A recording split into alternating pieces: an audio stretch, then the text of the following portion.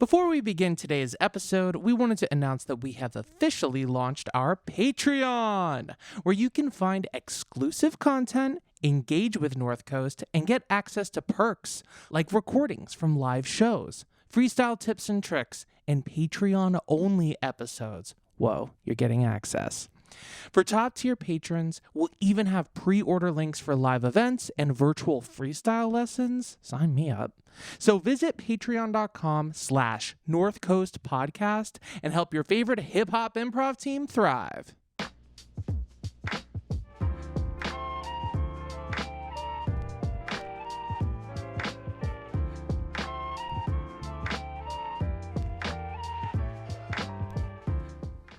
Hello, everybody. Welcome to the North Coast Podcast. We are North Coast NYC, a hip-hop improv group from I almost said from North New Coast. Rochelle. From New Rochelle. New Rochelle. Known for hip-hop improv. New Rock City. My name is Mel Rubin. Today we also have Ralf Jean-Pierre. Douglas Widick. Stephanie Ray. Dr. Brett. and our very, very special guest that I am so excited to have, a good friend, a collaborator, an incredible performer, everything under the sun, Mr. Jay Ellis. Oh, little old me. Don't Little say Jay. that about me. I'm just me. Jay Ellis, a.k.a. Jealous Jay, a.k.a. Broadway performer in Freestyle Love Supreme, representing hip-hop improv on the big stage. I mean, come on. Yes. And headed to Vegas to do a residency there. We're going to dive into all of that and other things too, but we're so happy to have you. I'm so happy to be here, y'all. Let's have a blast. Let's Already do it. having fun. Yeah. Good. Oh my gosh. Okay. Well, yeah, go ahead. Yeah, no, I mean, you just take us through. I mean, you were on Broadway for a little bit, then you Right. went on tour, you did the national tour, and now Yeah. you're here for 5 minutes and going to Las Vegas. So tell us, Yeah, tell us about the whirlwind that has been like your last year. I Yo, mean, the what- face, Yeah. yeah. When did it start? I feel like I met you probably right as it was starting. Maybe last year at During the the At festival. the festival, yeah, for sure. Crazy whirlwind of a year. Yeah, totally. I mean, we had our Broadway run, and I joined that at like the tail end of it, like the last quarter. We had a long journey of Broadway because of the pandemic. You know, it started the first round, and then we had our world shut down and picked back up. But the tour was actually supposed to commence in between both of those Broadway runs. So so it actually got put on hold back in 2020. And so coming in and joining the Broadway cast was exciting because the tour was already on the horizon. So when I came into the Broadway cast about, I'd say, the end of November, we were all set to get ready to start, and I got COVID. I got COVID 5 days before my Broadway debut. Oh my Oh. God. Yeah, and at the time, it was still, you have to sit out a certain amount of days. I think it was like 10 full days at the time, and so it ended up being like 2 weeks put off, but that's okay.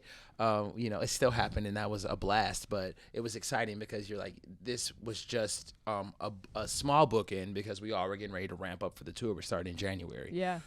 That was a full amazing tour, but I feel like it was like my FLS baby, because it literally was like 8.5 months, so pretty much a full-term pregnancy gestation period.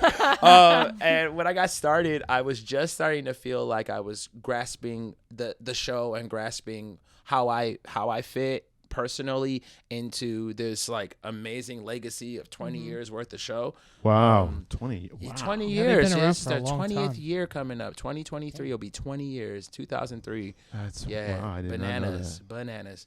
And so it was like, I felt like in the beginning of January, it very much felt like, oh, I'm gonna have a baby, And by August, I was just like, yes, let's get this thing out of me. She's grown, she's kicking, Yeah. because I really felt like I learned the show, I learned the vibe. I'm starting to like feel comfortable on my own, and going around the country and seeing how like receptive audiences are and thirsty they are for the things that both of us do, that we do, the gift of like improvisation, specifically through the hip hop gaze, through our scope, is like, it is still groundbreaking. People don't even know how to begin to interpret what we do until it smacks them in the feels. And watching everyone have the same response around the country, kind of regardless of demographic, of code, of creed, was amazing. And it really helped me find my own artistry within the show. And so getting ready to take this to Vegas is exciting because that's a total different monster than everywhere else in the country. Like we've been all over, but Vegas is an anomaly, you know. It's like this space in the desert that wasn't supposed to be there, but humans were like, nah, we're gonna put this shit right here. With a lot of casinos. With a lot of casinos. And so it's a lot of fun. But you know, being in Vegas and maintaining the show is also going to be a lot of work. So I'm excited to see how to balance the two. I'm really great at being responsible and not having too much fun. I sense a bit of sarcasm there, Jay. I feel like I don't know any of your background. I'm really interested in what your journey was. Not the whole thing, but like, where were you the year before this year? What was that year like? So the year before 2022, that was quite a year. I had just come off of the year before I lost my father in 2020 in May. Sorry. And so I went home and I quarantined with my mom for the rest of the most of that summer and then into the fall through Christmas time. And so I had gotten back into New York City after spending time at home with my family. And I was working with Freestyle Love Supreme Academy, teaching in the academy and directing a lot of the class shows, which is where I made my connection with Steph and Mel. And we were working on those things. And I also had my own side project going on, which was BARS, beatboxing, acting, rapping, and singing is the acronym. And it's a show that I produced at Wildest University in tandem with Playhouse Square Cleveland. And we produced a music theater, more operatic classic musical theater blend into hip hop. So it kind of starts as an operatic piece and evolves more into a hip hop piece. And it was completely freestyled with a little bit of a mixture of long form, short form. We took profiles from the audience and had those character profiles are the people my cast would play. And so we plugged in audience members into our improvised show, and that's how we kind of did this virtual hybrid to make the audience really feel like they were still involved in this piece. The audience was virtual, but my cast was in person. I did that back in Cleveland. And you're from Cleveland? And I'm from Toledo, Ohio originally, but I moved to Cleveland for college and spent 5 years there working. And I think that's really where I came into my own artistry and where I developed my sense of my art. I went to music theater school, so my bachelor's is in music with a specialty in music theater from Bob and Wallace Conservatory. And so I went back home and I did that moment there, and this was like we all were doing, trying to source and keep busy during the pandemic and keep all of our boats floating and keep everything moving forward. I started working corporately with Freestyle Love Supreme around that time, and doing some of the gigs and going to different things that some of the Broadway or main stage performers weren't able to make it to, things like that. I'm just basically stand by on the bench and filling in wherever I could there while I was teaching. And then fast forward to the fall, I got an email from Anthony saying, hey, we would love for you to join us for Elsie Fest. If you would like to perform, we'd love to have you perform with Freestyle Love Supreme proper on stage. And so that was the first time I went under the actual Freestyle Love Supreme banner. And then fast forward a little bit further, a month later, I got an email from Tommy Kail and their casting saying, hey, we want you to come in for a jam session with the crew for potential fillers for the end of our Broadway run and potential, tour moving forward. Is jam the code word for high pressure audition? Just come jam with us. It's totally relaxed. I mean, you walk into a room, you see Tommy Kail sitting there, James Monroe, Igelhart's on stage, Wayne Brady's out there, and there's Chris Jackson, and they're just Bill Sherman and all these major giants are on keys, and Nisa Foltz has the microphone. There's okay, come in and do your thing. Let's go. Don't mind these notebooks and this stack of headshots. Yeah. These are just and what not we to do. mention, it was during the run, so it's on stage at the booth on Broadway. Yeah, so they're big deal. Jam stands for judging all movements. Let's jam tonight. Let's jam. Hey, Let's jam tonight. Let's jam. Jam. Let's jam tonight. Let's jam. Let's jam tonight. Oh, let's Let's jam Let's tonight. get it. There's no pressure. You're just under one stage light. Yeah, you gotta perform. Give him hell. Just in front of the director of Hamilton, Tommy Kale. Woo! He's gonna judge you hard. You're gonna be forgetting your words and your lines. And what are you gonna say? It doesn't matter, because we're just gonna jam today. Let's jam tonight. Let's jam tonight. Let's jam. Let's jam tonight. Let's jam. Let's jam tonight. Let's jam. Let's jam tonight. Yo, empty mic, so I'm gonna step it up and grab it. I love my Tommy Kale like I love my kale salad. He is a lot of fun and he isn't too much pressure. I was telling you it was cool, it wasn't that stressing. He was really welcoming and had us come on stage. We all stood together and got on the same page. We jammed, we partied, and we had a lot of fun. The time went by, I wasn't sure that it was done, cause we jammed tonight. Yeah, we jammed tonight. Let's jam. Let's jam tonight. Let's jam. Let's jam tonight. Let's jam. Let's jam tonight. Let's jam tonight. Let's jam all day. But could you have your headshot and your resume? We're standing here. We know you're able, but could you freestyle while we sit behind this table? It's merely a jam. Don't worry at all. Do you want some peaches and a coffee, bro? You can hang out. Yo, it's so much fun. But after this, you'll be our new wall. Let's jam. Let's jam tonight. Let's jam. Let's jam. Let's jam tonight. Let's jam. Let's jam tonight. Let's jam. Let's jam tonight. Hey, I notice you sweating. I notice you breathing. Why you move your foot that way? Are you leaving? Are you done? Are you twitching? Hey, that didn't work right there. Fix it. Yeah, don't worry. Don't be scared. Hey, I see you. I know you're prepared. Hey, why did you twitch in that motion? Oh, I'm gonna write down in my notebook. Let's jam. Let's jam tonight. Let's jam. Let's jam I'm tonight. writing Let's things down. jam. Let's jam tonight. Let's jam. Let's jam tonight. Don't worry, I am totally relaxed. I'm prepared for all of the things that you asked. I wrote 75 pages in an essay. I just have a few things that I want to say. Like, this has been my dream for my entire life, and I don't feel any stress or strife. I'm super relaxed. I'm ready to go, and I have this stack of things for my flow. Let's jam. Let's jam tonight. Let's jam. Let's jam tonight. Let's jam. Informal. Let's jam tonight. Let's jam. Let's jam tonight. Thanks for coming in. We'll call you. Man. All right, so you get this email that says, let's jam. and we jam. It's just like from TommyKale@gmail.com, right?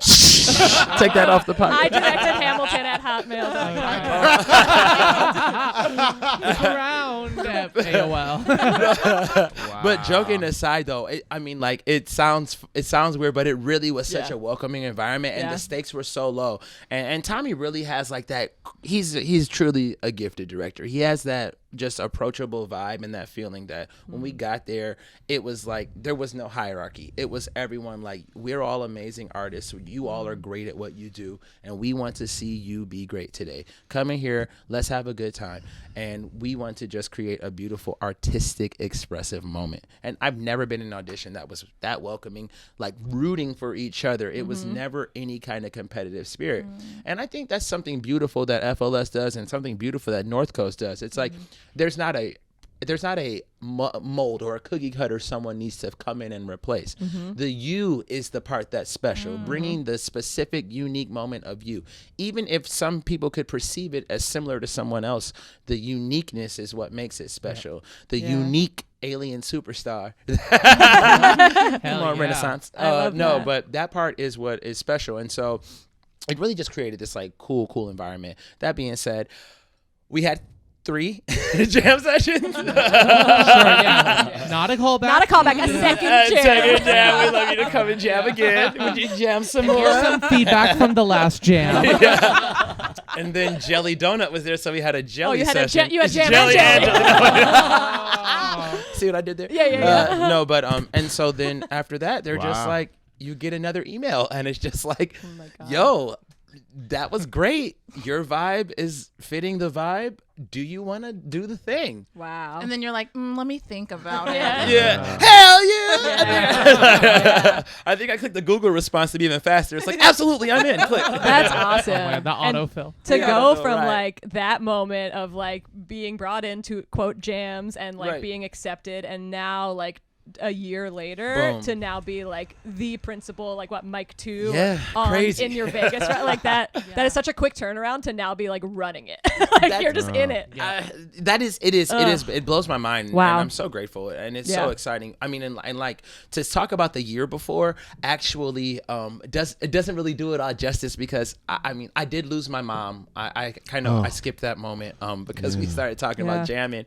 But right before LC Fest, I lost my mother. Right. So I lost my father in May of 2020, and then I lost my mother in August of 2021.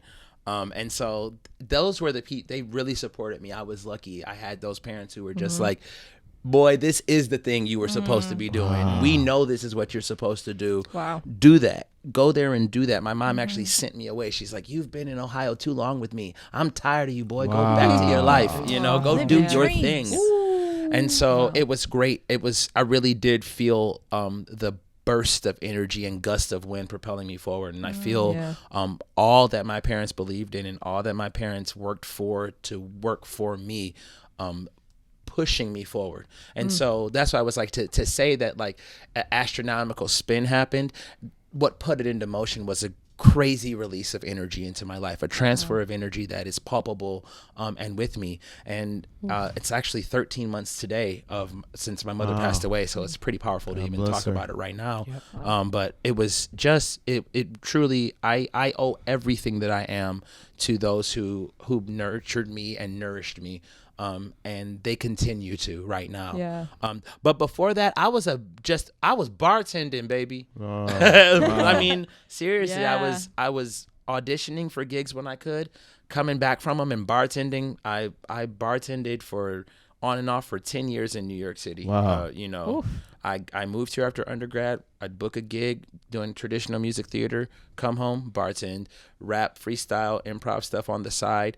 But I kind of kept it all compartmentalized. And I'd say around 2019, I was like, okay, I love everything that I do. I'm going to take off these folders. I'm going to take the file cabinet. I'm going to dump it all on my desk. I'm going to let everyone see everything that I do and just push it all forward. Even my mixology, I was like, shoot, weed's getting legal. Let's make infused cocktails. You know what I mean? I'm like, let's just do all the things that I love to do and that I think people love. And when I kind of removed that in 2019 and dove into things, that's when I tapped into more of my freestyling and more of my improv and got into FLS and started, battling and started competing and started winning. And so I think that it, like the 2020 through 2022, that like pandemic-y time, I never expected it to be a upswing for me, but I'm so blessed that in the midst of the horrible losses that we all felt and the specific ones I felt, I was swinging upward. Wow. It's really wild how That's beautiful. From like devastating loss, there can be, if you can remain open to it, or sometimes even if you don't remain open to it, it becomes a gust of wind. It's like that thing you lost was like, it was also in front of you, and not in an impediment way, but it's almost like sometimes those losses happen so they go. You Right. are your ancestors' wildest dreams. Period. You are your ancestors' wildest dreams. You are your ancestors' wildest dreams. Go You wow. are the ancestors' wildest dreams. You got it. You are a son. Everything we are is what you have become. You got the talent, the sparkle, and the shine. You will have it all now, because first it was mine. We see the things you're doing. We see the way you glow. We always rooting for you. We like, go, boy, go. We know you got it. We know you gonna shine. We see everything you got, because it was mine. Because you are your ancestors' wildest dreams. You are your ancestors' wildest dreams. You are your ancestors' wildest dreams. You are your ancestors' wildest dreams. Yeah, bringing it all back. It's like it's the moon does. It's like we on attack. It's like it's Black Panther, bring it back. It's like T'Challa on the hack. On that, bringing those claws, bringing that heat and always going forward. Bringing it up from the flower to the stars, and inside you is your ancestors and God. You are your ancestors' wildest dreams. You are your ancestors' wildest dreams. You are your ancestors' wildest dreams. You are your ancestors' wildest dreams. Okay, let's get wild. I remember all those dreams like I was just a little child. I can see my mom right now looking at me, looking oh so style. She said, baby, you can do it. You can run it, run the mile, run the marathon. You can do it. You are enough. I promise I believe in you. And when times get tough, you can look inside your heart and see me and your dad will be with you whether times are good or when they're bad. Cause you are your ancestors' wildest dreams.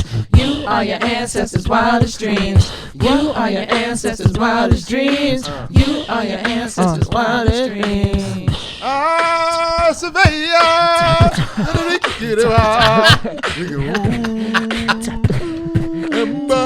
Is that because I'm black or because my dad died? Wakanda forever. Wow. Tender moment. That was beautiful. Ended with the Lion King reference. Only on the North Coast podcast. That moment, I don't know if any of you watched the Emmys recently, Yeah. but now I'm going to blank on her name, but from Shirley Ralph. Shirley Yes, Ralph. from Abbott Elementary. Obsessed. That moment, I had a similar fear and then a similar comfort within a matter of a half a second where there's Yeah. silence and then they're singing and I'm like, Right. I love this. My favorite Powerful. response. My Yeah. favorite response to that was, "How dare she get up there and sing after telling her daughter that she was never going to make money that way?" Wow. Singing does not pay the bills. Right. Singing does not put food on the table. There Oh are a my bunch of people out there in the gosh. street singing their shoulda, coulda, wouldas. Rita Louise Watson. What is Wow. that film? Sister Act 2. Oh, Rita Louise Watson, get your black tail in this house. Amazing.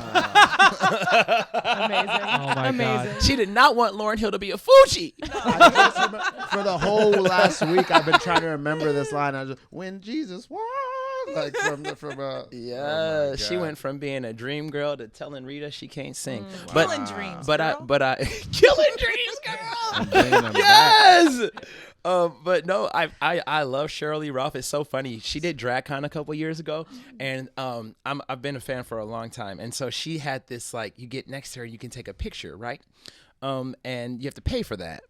But like I don't pay for taking pictures with people. And so I'm like, Kyle, here's the thing. Kyle's my partner. I'm like, you take the picture when I stand next to her to just chat. So I'm like, oh, thank you for everything. Thank you for everything. Thank you for everything. And he didn't get the cue. He's waiting for me to like pose for your official picture. I'm like, I can't pose because then I have to pay. So there's a picture of me and Shirley Ralph backwards. Not even, can't even prove it was me. Oh my gosh. But you know, that being said, sporadic singing makes me cringe, and I cringed. But I love her. I love you, Cheryl. You are an icon. But just, you know, everyone out there, like, you're really not gonna bring it home anymore by singing after you talk or before. If it's not time to sing, y'all just don't do it. You make us all look at me, Schadenfreude. What did she? Oh, she won for the. Abbott Elementary. Wow, she's But had a again, long I was just career, gonna say, man. you know what? I'm over here talking, but at that point in your career, do whatever the hell you Right. want. You want. Right. She's Yeah. about. We're gonna play this back when you sing, as you accept your image. I will receive that. I will receive that. Except, I don't know. Mine will probably be about food. I heard those award shows are long. Yeah. Oh man. I hope to be half as positive and open as she is at that age. Oh, my because she's just God. oozing optimism. And life is hard. So when you're still that positive at that age, I'm like, okay, that's goals right there. Yeah. Totally. And the person who styled her amazing hairdo, that long braid with all the stones, is from my hometown, Toledo, Really? Ohio. Oh. Shout out. Shout out. Yeah, it made the news. That's sick. I still have yet to make my hometown news, but that girl made the news with that sparkle hair, baby. I signed me up. man. Where's my? I need a sparkle rhinestone. Toledo, Ohio hairstylist. If you're listening, Yeah, right there, right to the right on my Yeah. head. Put a rhinestones all on there. We'll What's put that a- on Instagram. What's a moment from the last year that made you really say to yourself, okay, wow, my art is making a difference. It means something to people. I just had a weird moment right now because Over Your Head is Brave Enough by Cheryl Strayed, and Cheryl Strayed was one of our guest stars in the show this year. Wow. I got to work with her. I got to know her. I got to you know, do these things, and it made me think about a crazy moment, two crazy moments, but they have to do with the people. That's the biggest thing. I mean, like we went around, and I mean, there are some crazy Ancestors, Wildest Dreams moments that are like, whoa, like when you're backstage at the Kennedy Center and Cory Booker is like, hey, you're great, and I want to give a speech about y'all on Senate floor this week. Like, that's a weird moment. And there are other like crazy moments when like Angela Bassett surprises you at the stage door and like grabs you from behind and like hugs you and cries and thanks you, and you shared a story about your mom who passed away and she was there with her kids, and you're saying, I bring my mother's legacy with me to every show. And like you have this bonding moment with people. She was my mom's favorite actor, Wow. and she's my favorite actor, and so it's like really great to have those moments. But and like with Cheryl, she told a story about like getting to know Oprah, and I'm like 1 degree from Oprah, closer and closer and closer, you know what I mean? Like, and so you have all these exciting things, right? And then you become kindred spirits and artists and brothers with people who you've idolized and who've, you know, transformed what you do, and you're getting to know Lynn and getting to know Chris Jackson and people like that, and just forming bonds, and that is gorgeous. But I think the biggest moments for me were when I was able to tell people like myself's story on stage, giving a embodiment, a representation, and a life to experiences that haven't traditionally been portrayed on stage. And specifically when we were in Seattle, I got to tell the story of a young black boy who was doing a science project, and he went to an advanced scholar school for science as a middle school age kid. I think he was 12 years old. And just about how it was a second chance, and about basically how he didn't put all the energy he needed to put into his science project, and that's his school's thing, but did it in the last minute and came in second place still. But if he would have, he probably would have come in first place, you know, if he would have really focused. And I grew up a, you know, lower middle class, inner city, urban, you know, African American black kid, and that narrative of that upbringing isn't often told. We often tell the story of the after school programs and the things that, you know, underserved urban kids get to do, and how they struggled, and how, you know, someone saved them and gave them art or gave them a book and it changed their life. We don't get a lot of, and I don't mean to, I'm not dissing that at all. That story is beautiful, but I think we look at it like trauma porn. I think in our society, we like to assume that of people of the diaspora or people it's of the a blind minority side, descent. like success story. Yeah. That Exactly. gets like It's- so like. It's like, oh, like everyone has that story. If you're black and you've done something, then someone had to save you, or there was a savior who was involved. And this kid was a middle class kid who had parents who wanted him to go to a, you know, science school, and however he got there, whether it was scholarship or not, the focus of the story was the brilliance of this young man. And being able as a black man to tell the story in that space, in this art form, improv, which is none of that is traditionally being told by black people, or, you know, various minorities, and specifically sharing those experiences of the people in the audience. You know, it's a big deal to see yourself on stage. I never saw that. Yeah. It's really, I totally agree. Like, I feel like as much flack as we give those people, I think, especially for the generation that we're in, for where blacks are in America, it's like, it's kind of, even though there's some privilege there, but it's kind of important to see a Drake and a Willow Smith and a Jaden Smith, to see like, oh, this is what it's like to, you know, I was born in East New York, but I went to a private school as a kid, and like, you know what I mean? So I had both my parents, and like, I understand that thing. It's like, for a long time, you know, as a rapper, it's like, and an actor, it's like, oh, if I didn't come up from this like harsh thing, then my story isn't valid. And like, it's like, it's not even like a competition or like a woe is me at all, because I'm very happy for my blessings. But like, a big thing that really resonates with me is like I lived in East New York a few years ago, just moved back, just needed a room to stay in, but it reconnected me to this dream of like, I'm from here, and even though I may not have had it rough as all my peers who were around me, I still am like, I am a representation of what you could do. You know what I mean? Like, because I'm just like you. We're made of the same stuff. There's Mm-hmm. nothing I have. I remember being a kid and being in like AP English classes in Florida when I was in high school and really being mad about it because I was like, I'm not smarter than any of my friends. I just maybe I like to use big words sometimes, but I have deep conversations with my friends where they help me. So there's something wrong here where 100%. this class thinks it's so cool because it has a black kid in the class, but it's like there's not one of my friends who couldn't do this class. Yep. You know, so I agree. I think like I said, man, like I grew up in the midst of all of that. I'm heartbroken right now because someone I grew up with just was senselessly shot in my hometown. Like wrong place, wrong time scenario.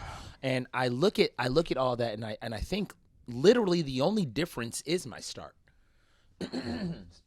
Literally the only difference is my start. It is, I had those parents who said, I don't care what the neighbor's doing. Bring your ass home, study, get your work done. You can go outside and play under supervision and come on home. And I'm going to ask you what you did and what you're doing. I'm going through your book bag and I'm looking what's in your pockets and I'm making sure that we are involved in everything that you are, because my parents were very big Christians and I'm not. I am spiritual and I support everyone who finds religion in their own way.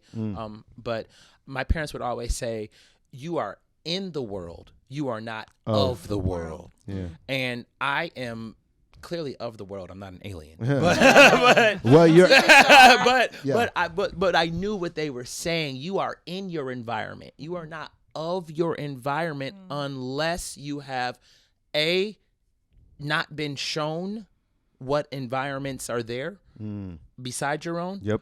Or B, choose not to explore other environments. I think those are the only two scenarios in which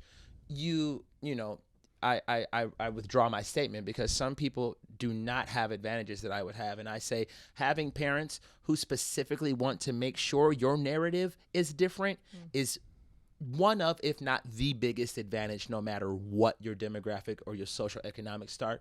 Because I know a lot of rich people that don't have the confidence to get out of bed in the morning. Yeah. Because their parents didn't instill anything inside of them other than being well off. Bring your ass home. Ass standing for alien superstar. Oh my god. Ralph is on this metaphor kick today. Acronym kick today. Alien superstar. Bring your ass home. I think there's so much power in your presence on that stage, just you being there. Because more times than I can count, I've gone to a show where they wanted to volunteer or wanted a story, and I was like, oh, I have a great story for that. But I don't know that I feel comfortable with my story in the hands of the people on stage right now, because nobody looks like me, and this could go real left. So the fact that you gave this young man and are going to give so many more people the opportunity to have their story told by someone who looks like them just because you are there is huge. Oh, thank you. Big time. Like I said, I feel blessed. Like the honor and the blessing is mine to be able to just be in that scenario at all.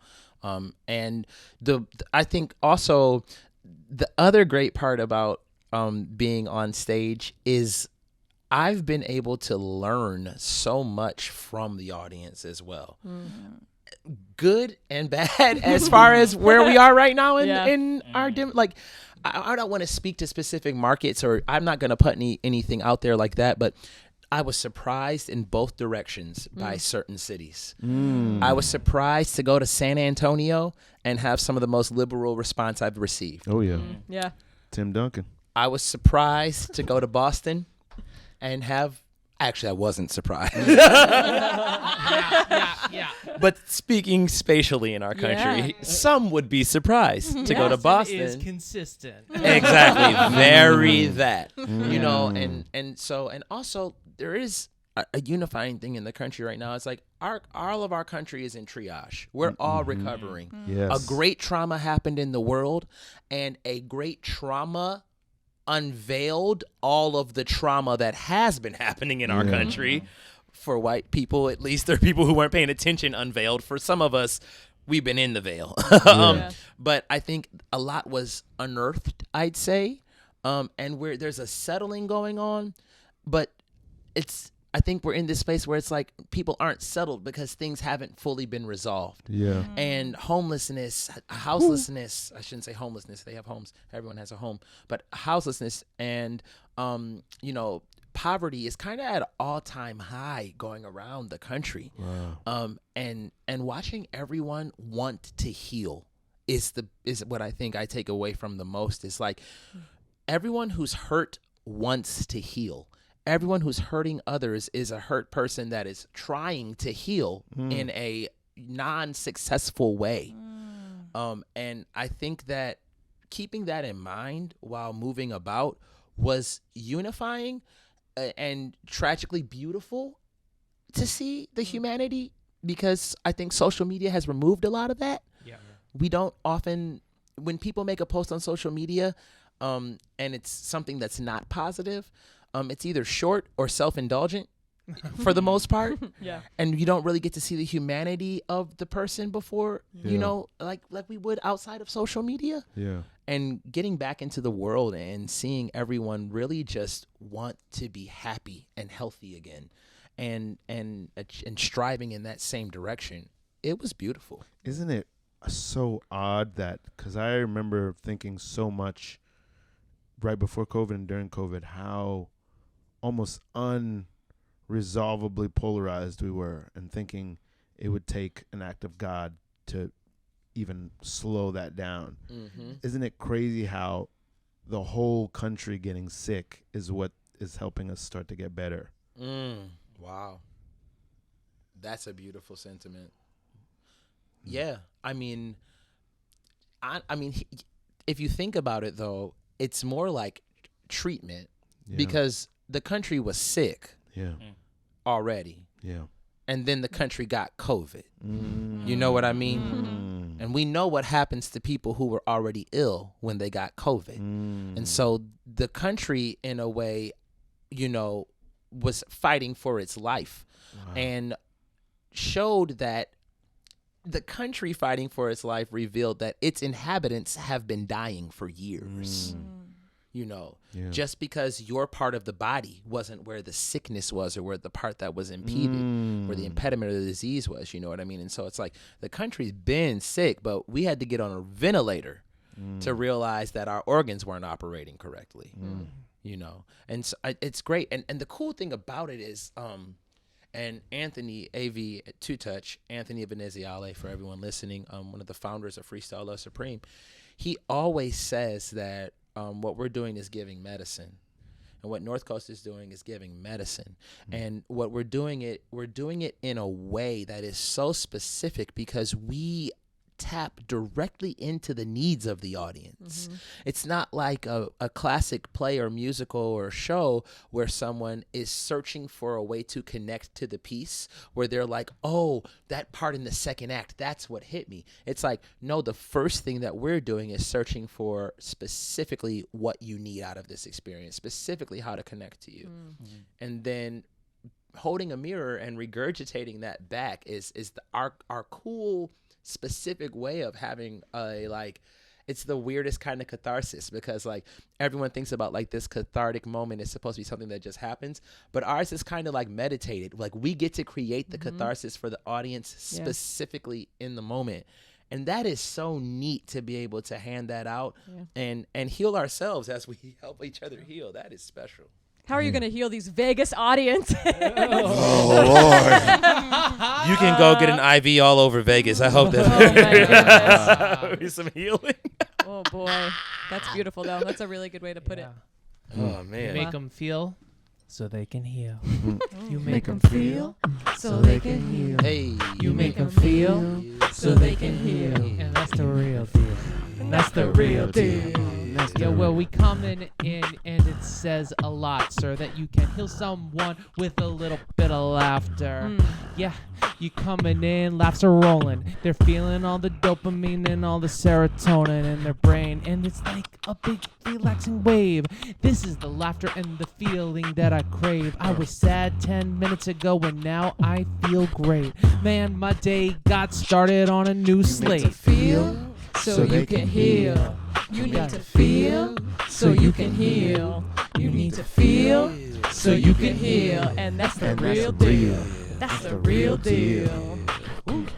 Get a rap, have a laugh, have a cry, don't cut it in half, you bright here, you win the now, it's feeling hurt, you got a frown, but it turns to smile, the sun will rise, after darkness, you see the skies, and after darkness, always the dawn.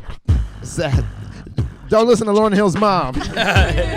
So you can heal. You need to feel so you can heal. You need to feel so you can heal. And that's the real deal. And that's the real deal.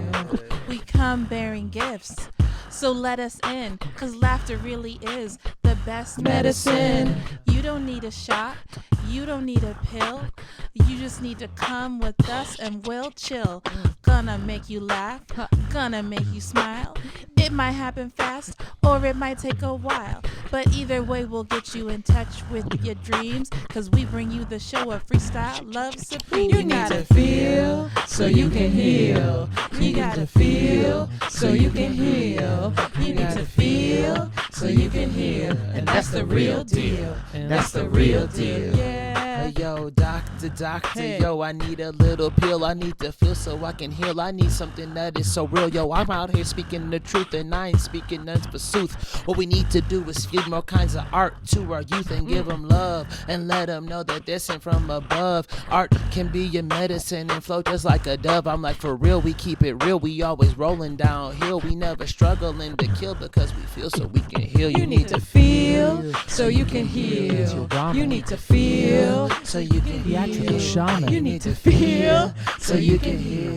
That's the real deal. That's the real deal. Oh, it's your medicine time and your medicine. This is it. Jealous coming and hot. Gonna heal the Las Vegas Strip. Yeah, at the Venetian, it is all going down. Just a spoonful of jealous makes the medicine go down. Julie Andrews said it. I said it too. I think Jealous and his crew can come heal all of you. And North Coast, we're in the healing team. We can do it as well. So let's go heal the world and let's give them hell. You need to feel so you can heal. Healing team. You need to feel so you can heal. Give them heaven. You need to feel so you can heal. Give 'em And that's the heaven. real deal. That's the real deal. Healing team.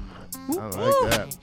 Oh my goodness. Oh, thank you so much. Speaking so fast, so fun. Speaking of the real deal, Jealous Jay, aka Jay Ellis, the real deal over here. Thank you so much for joining us. Thank you so much. You can catch Jay. When does Las Vegas start? We start previews November 10th and we open on November 16th. We're going to be running all through the spring. So come check us out in Las Vegas at the Venetian Hotel and Casino. Check them out. Thank you so much for listening to the North Coast Podcast. We love North Coast. We love North Coast. All right. Bye, everybody. Bye. Go see every North Coast show.